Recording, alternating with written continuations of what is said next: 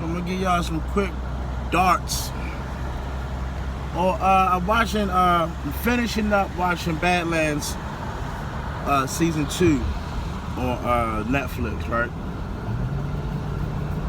So I'm watching the scene with the female Baron and her, I guess, her sidekick. Like Quinn had Sonny, and then Sonny was always on the Quinn. I don't think he was technically a clipper, top clipper under anyone else except for Quinn. I forget the female Baron's name and her clipper's name. But watching that fight scene, I'm looking at it, I'm watching it, I'm analyzing it a couple times, and it was great. The fight scene where her and her clipper end up fighting. And I like the shots they was getting of like her face. You can see the struggle and the Baron's face that she has to kill her daughter, or at least beat her up. You know what I'm saying? It was the great mother-daughter quarrel. You know what I'm saying? Where the daughter thinks she's ready for the mom, and I thought she killed her the first time. I was like, oh shit, she really killed her. But then, later on in the episode, you find out that she's still alive. Whatever. But that scene, as I'm watching it, I'm watching how she's blocking her shots. How the Baron is blocking her daughter's shots. Just like, in her face is just like, come on, yo, you gotta do better than this. I taught you better than this. You need to show me something. Oh, and then like you can just see the shift go back, like, oh, so that's all you got? Okay, well then let me see what you got. You know what I'm saying? Because how the Baron was getting all the hits away, it's the choreography of that shit, and the people that taught that fighting is crazy, man. Because you could tell that she's supposed to be in a zone on her. Like, she's in such a zone because she's blocking with both hands. Like, I already know where you're going to be. I don't know what you do with that other hand. Like when you're in a sword fight, I don't know what she was supposed to do with that other hand. But I don't think you're supposed to bring it up right behind your sword. It's got something to do with balance, if I'm not mistaken. I don't know, but she zoned on her. She was just zoning on her. And I'm looking at it, I'm like, yo, they have her zoning on her. Like, just like zoned out. I don't know if you ever been in like, I don't know if you ever played sports, but there's moments where like, and I've had it happen for me multiple times, where I see something coming and it's like my adrenaline goes on 10, or like 100, and everything slows down for a second. It slows down until you're done in that moment. And I've had that happen to me so many times, where like it's like everything goes quiet, and all you know is like, all you hear is your movement, like, okay, and all you hear is your thoughts. You're like, all right, I see what you're doing. It's like it's a very impressive moment, and when you can fall into that moment, it's a godlike moment, because I fuck people up in football doing that kind of shit, like zoning.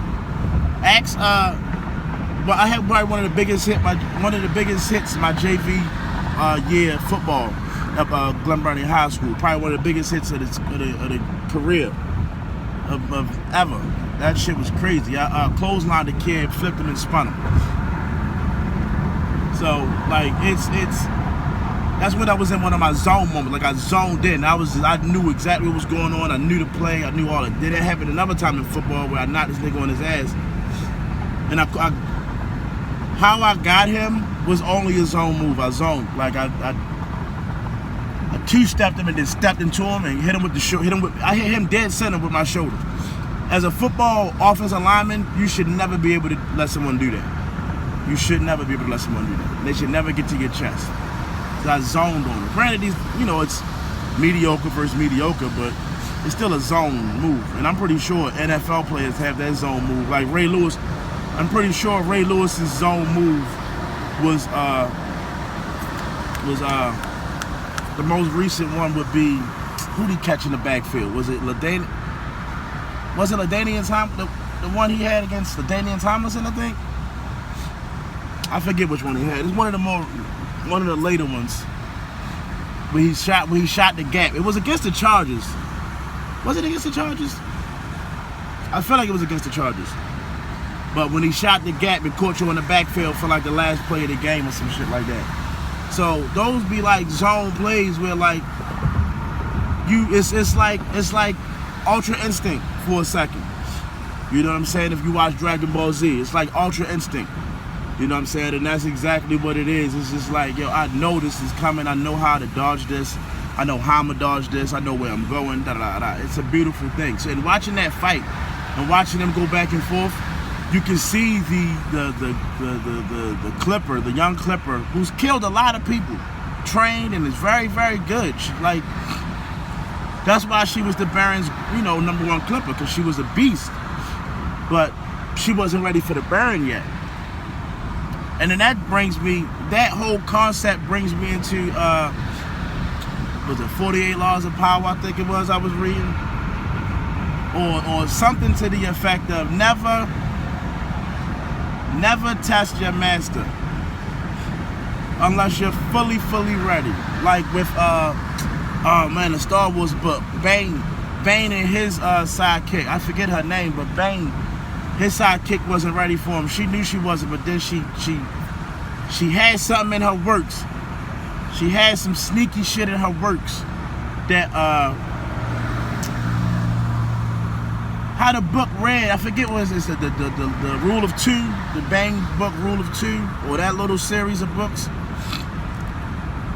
She ended up with this trick that he didn't know nothing about. He thought he knew all her moves. She was working on this one trick in secret, and she could snatch the Force. Like she could kind of turn the Force into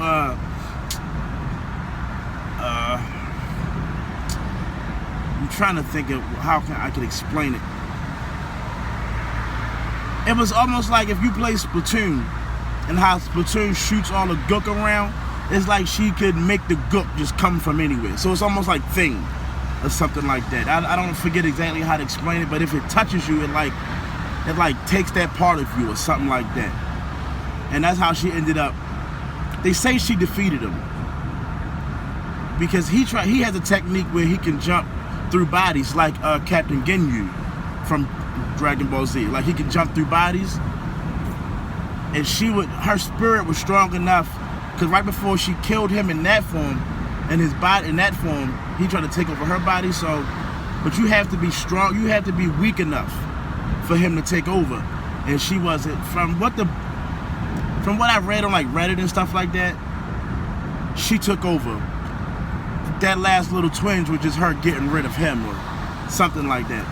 So it's still fully her. And I don't know if they ever created another book behind that. But I need to check into that. But so going back to Badlands, that fight was crazy. And I could go on more and more about like how I felt about Quinn in certain moments and how I'm watching him, and the logic that I got from that is Iceberg Slim's logic and how he's controlling these women. It's the story, the writing in that is it's good. Some good writing, some very good writing in that. It's good writing in that. It's good. I like Quinn's character, his how he. I like his voice inflections, his demeanor. His demeanor is it's a sloppy. He's sloppy, but he's so neat. He's definitely like the drunken master. Sloppy as fuck, but so neat. When he's sloppy until it's time to hit you. And when he hits you, he hits you hard. So then that makes, man, listen, all that shit kind of like loops into other shit, loop, you know what I'm saying? Olympic symbols. So, yeah, those are my quick little thoughts on just that one fighting scene in Into the Badlands. I haven't even gotten into like, is it Baji? I like Baji's character and how his character's like a beautiful snake. You know what I'm saying? I think he's a beautiful snake because everybody's got some snake in him, but like, he has a weird way of gaining friends. which is it's because he admits to a lot of shit too during it. He's like, look, man, I'm fucked up, so like, here, come on, dog. And that's why I like Baji's character. And shout out to Twan for reminding me to go back and watch this shit, because he was telling me about season 3. I'm gonna catch up on season 3 when it comes up on Netflix, because it's probably like 10, 12 episodes deep now. Unless I can find it on my Sling TV. I had to check that out, see what's up with that. But yeah, man, if you're not watching Into the Badlands, check it out. I think it's a good show.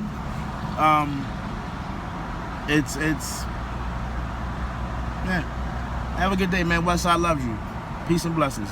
And bless your hearts, man. And my rap show video coming soon. Don't worry about it.